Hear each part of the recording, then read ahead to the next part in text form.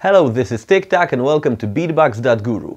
I recently met and spoke to Gabriel, who's known in the beatboxing world as Musical Mammal, and I interviewed him about the beatboxing scene in the USA, which is emerging quite strong after the Beatbox World Championships this year, and also about the initiators of the scene, about the old school beatboxers in California and in the US. So check out the beatboxing knowledge on beatbox.guru.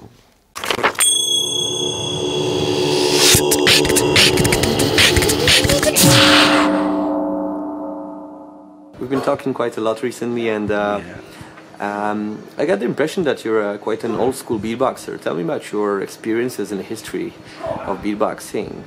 I mean, I've been beatboxing for right around 18 years now. I started in, end of elementary school, beginning of junior high, which in the States is, 5th or 6th grade, somewhere around there, 7th grade maybe. So I, at that time, the Napster came out, the music sharing, downloading site. And it gave me access to a lot of music that I hadn't previously had access to. So I started listening to a lot of like old school hip hop. And although I was familiar with Slick Rick and Dougie Fresh, I hadn't really delved into their music until I was able to download all their stuff from Napster, as well as people like the Fat Boys, Buffy from the Fat Boys and Dougie Fresh were huge early inspirations for myself. And I mean, back then beatboxing was much more simplistic and basic. So I started off obviously on the things like that. And the most complex I got was like, things like that. So, well, beatboxing definitely did become more complex in the recent. Definitely, years, right? yeah. I mean, it was so a few years later. There's another. At least he was, famous in the California hip hop scene. Click the Super Latin. Yeah, of course. You know about Click? I also Okay. Click. Very nice. A couple of years ago. So yeah. Okay. Most definitely. Cool. Yeah, so it was him, and then Kenny Muhammad and Razel that I heard sort of like taking beatboxing a step further, and it really inspired me to work on my stuff. And then of course, Killa Kela as well. I heard some of his stuff. Like I remember the first video I saw was him from the DMC championships from like 2000, 2001, something around there, and then. It wasn't until like the YouTube era in like 2003, 2004 that I was introduced to all of these other beatboxers in the world doing all sorts of crazy things with it. And I was just, I was so amazed at what was going on and inspired, by all of that. And it's just, pushed me to, continue going further and getting much more intricate and explorative with the beatboxing rather than keeping it the simplistic hip hop stuff. I listen to a wide variety of music, so I try to incorporate most of that into what I do, beatboxing wise, and I think I think there are a lot of different styles of beatboxers, but I've always considered myself like a musical jamming beatboxer. I never necessarily. I'm never working out these complex routines or working on a lot of the technical stuff. Yeah. I just kind of like to jam to what I like to do, like.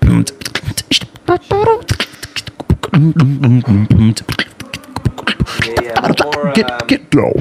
You're focusing more on the expressive side rather than the technical side, yeah? Definitely, yeah. So although I do participate in a lot of battles and I am fairly involved in the battle scene in the US, I have never considered myself a battle beatboxer because that's not what I practice. I'm more of a performance beatboxer. I like to really just get up there and get the crowd into what I'm doing and try to cater to this basically the style of crowd that I have. So if I see that it's a crowd that is into let's say more hip hop, then obviously I'll do a lot of hip hop covers and just kind of bring it a couple different places. If it's like a dubstep crowd, then go heavier on that. I'm a huge drum and bass fan. There aren't too many. It's not a big drum and bass scene in California, but I always throw in a little bit of the drum and bass, because it's a favorite of mine. Yeah, sure. So, yeah. Yeah, especially to beatbox. You know, that's what I wanted to ask you about. Tell me more about the California scene and how it developed over the years. All right. Yeah. So I mean, in the majority of the California beatboxers are fairly young. You know, by comparison, showing my age here, but I'm 31 years old, and I would venture to say that the average California beatboxer is like 21 maybe.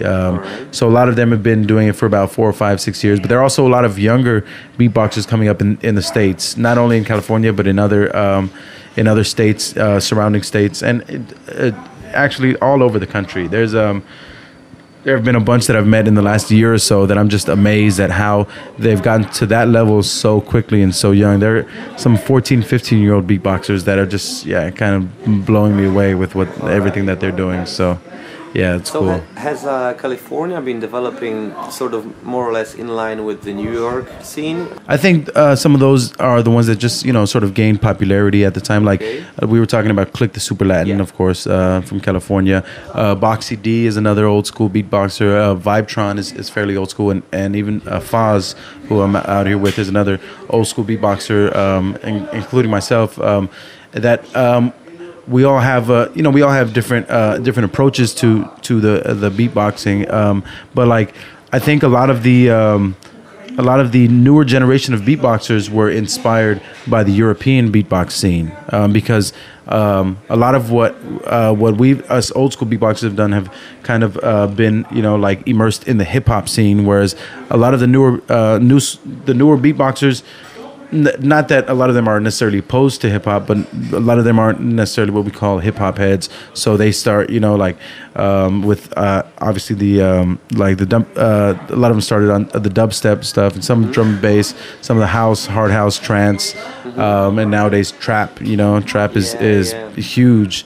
And all over the states, there are lots of trap beatboxers, or beatboxers that focus on trap nowadays. Okay. That takes to that. Well, that's what I wanted to say. That in the U.S., especially during the old school beatbox era, most of the beatboxers were using hip hop rhythms. Mm-hmm. Yeah. And nowadays, it's more a mix of everything, basically. Yeah.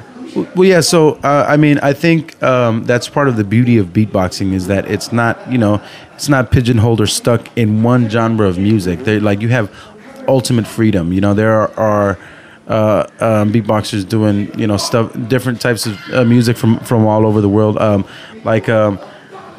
Tom Thumb is, he's up there as one of my favorite beatboxers. Definitely an inspiration to me because of the quality of his sounds, and I like when he does foreign instruments from a lot of foreign lands and foreign countries, and I think that speaks to the freedom and versatility of the human instrument, which is the mouth, and how far you can actually go with it. It's not all drum sounds. You have